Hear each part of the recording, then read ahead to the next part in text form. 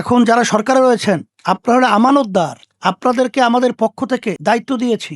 আমানতদারের দায়িত্ব হলো যাদের আমানত রাখা হয় তাদের কাছে সঠিকভাবে পৌঁছানো। কিন্তু দেখা যায় যে আপনারা আমাদের এই অর্থ আপনাদের কাছে আমানত রেখেছি, কিন্তু আপনারা রক্ষক ভক্ষক সেজে বারবার আমাদের দেশকে দুর্নীতির চ্যাম্পিয়ন বানিয়েছেন। বাংলাদেশের স্বাধীনতার পরে এবছরই 9,30,000 কোটি টাকার বাজেট ঘোষণা হতে যাচ্ছে। আমরা যখন দায়িত্বে ছিলাম তখন আমাদের বাজেট ছিল 7,90,000 কোটি টাকা। 2023-2024 সালে বাজেট ছিল 7,97,000 কোটি টাকা।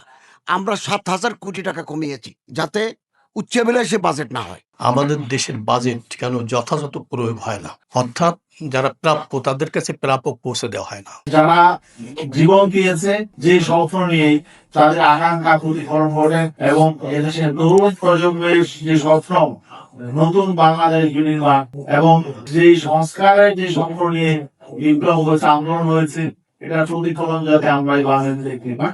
আসলে কোনো পরিবর্তন হয় নাই, সেই কদু এই সরকারও, বর্তমান বিএনপি সরকারও তারেক রহমানের নেতৃত্বে একই অবস্থা, কোনো পরিবর্তন আমরা পাইতেছি না।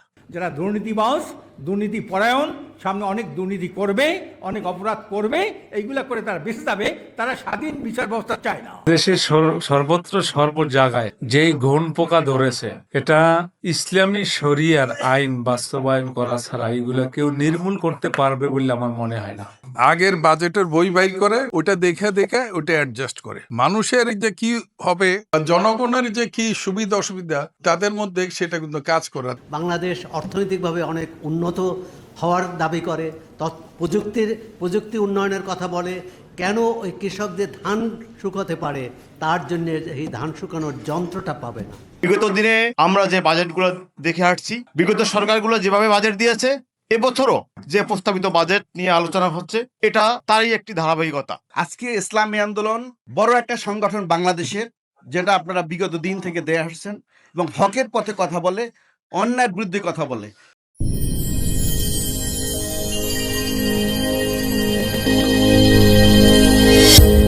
ভিশন 24, দৃষ্টিতে বিস্ময়।